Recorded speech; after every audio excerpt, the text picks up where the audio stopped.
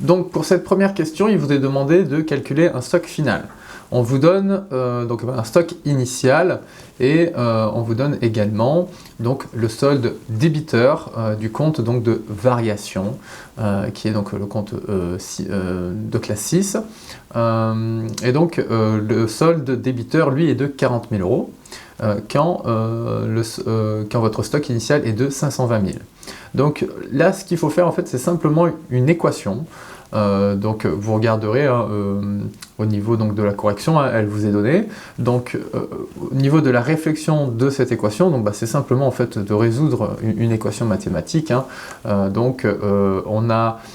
faut que l'on retrouve notre crédit qui est lui donc finalement égal à 520 000 de stock initial moins donc le solde débiteur qui est lui de 40 000 et donc ça nous donne 480 000 de solde créditeur. C'est ce qui nous donnera notre stock final. Donc pour cette deuxième question, il nous est demandé cette fois-ci de calculer notre stock initial. Donc c'est à l'inverse de la première, mais la réflexion est la même, c'est-à-dire qu'il va falloir jouer donc avec une équation.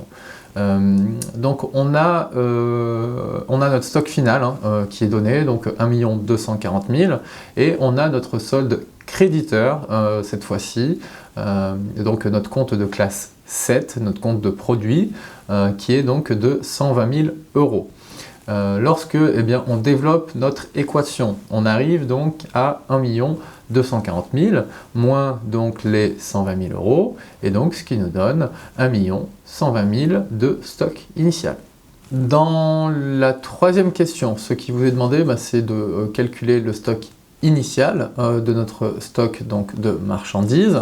Là, ce qui nous est donné en termes de montant, donc on a notre stock final qui nous est donné, donc 639 000, et on a donc une variation qui est elle de 32 000 euros. Et si vous regardez bien, donc le solde il est créditeur. Donc ça veut dire qu'on a développé là cette fois-ci un déstockage. Donc forcément notre stock initial lui sera plus élevé que notre stock final. Donc on prend le montant de notre stock final, on va venir ajouter la variation, donc les 32 000, et donc ce qui nous donne un stock initial de 671 000 de stock initial. Pour notre quatrième question, on nous demande donc de calculer notre stock final sur des stocks de marchandises. On a un solde débiteur sur ce compte donc, de variation de marchandises, le compte de classe 6, et donc on nous donne notre stock initial. Donc si notre compte est débiteur sur notre compte de classe 6, ça veut dire qu'on aura un stock final qui sera donc plus élevé que notre stock initial. Donc ce que l'on fait, c'est que l'on prend donc le montant de notre stock initial plus le montant donc de notre variation, ce qui nous donnera le montant de notre stock final qui est de 279 000 euros. Pour la dernière question, il nous est demandé de calculer, de retrouver notre stock initial.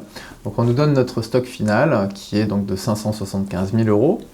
On a notre compte qui est créditeur, lui, de 84 000 euros. Ce qui veut dire que sur ce genre de stock, notre stock initial était donc inférieur au stock final.